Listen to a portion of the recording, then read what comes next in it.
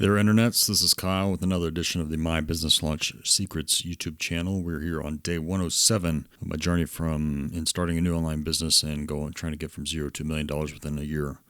Coming to you with the super late night editions about 1:30 in the morning as I'm recording this, and I wanted to go to bed, but I did skip a day recording one of these videos yesterday. So again, I know I need to keep making a little progress every day. So I figured I'll at least make a few comments and record today or on the weekend. Mostly just spent it with the family today, just hanging out, going to church and all that good stuff. And then since the kids and my wife have been asleep this evening, I've been, just down here in my office working on various things, trying to get a new data storage system organized the way I'd like it. I got a network attached storage drive that I'm using since I was finding recording these videos every day eats up a lot of my storage space, at least the drives that we're using. And like my laptop that I record these on doesn't have a ton. It's 256 gig, and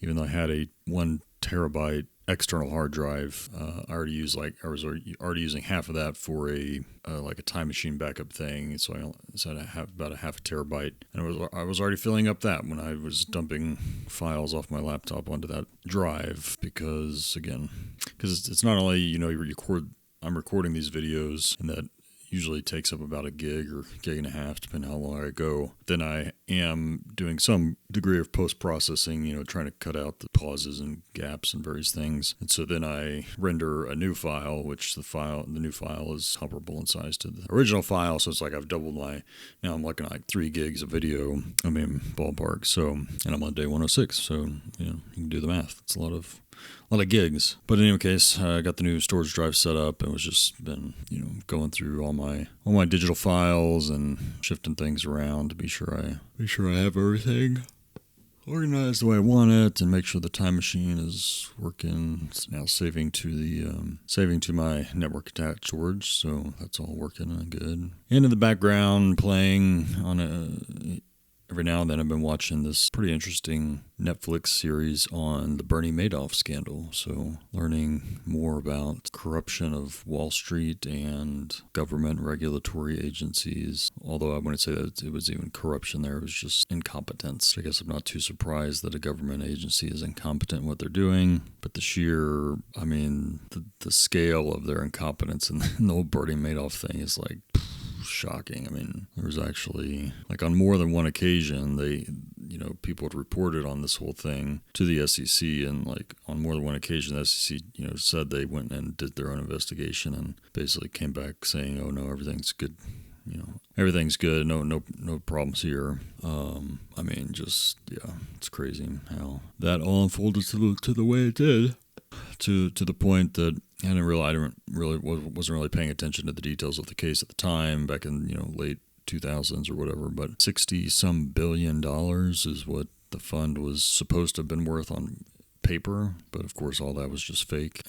63 billion. That's a massive amount of money. They said of course that was 63 billion just on paper of the amount of money he took in. Then he was, saying he was getting these ridiculous, crazy returns, which is why more people wanted to give more money, because he was claiming to get all these unbelievable returns. So the actual money people had given him was like 19 billion, I think it was. So, the difference between the 19 and the 60 were the earnings that he was telling people he was getting. But again, that was all just bullshit. So, but even still, the fact that he got $19 billion worth of money for people to give him $19 billion, and to not really have anything legit to show for it, aside from a piece of paper that says, yeah, your investment's worth more now with me.